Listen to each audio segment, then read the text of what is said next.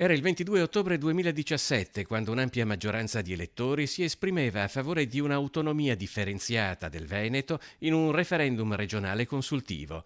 Presidente del Consiglio era Paolo Gentiloni, sostituito l'anno dopo dal primo governo Conte di Lega e 5 Stelle, quindi dal Conte 2, poi da Mario Draghi e ora da Giorgia Meloni.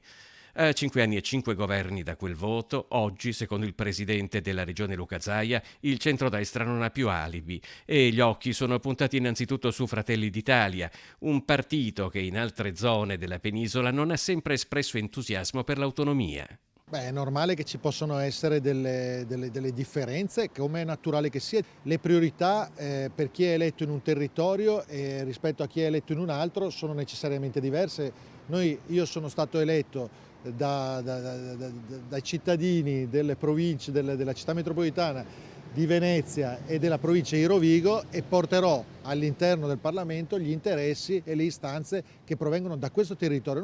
In Veneto intanto si è formato un fronte politicamente trasversale da destra a sinistra che punta il dito sulla richiesta di autonomia avanzata dalla regione su 23 materie, una mole di lavoro reputata enorme e difficile da completare.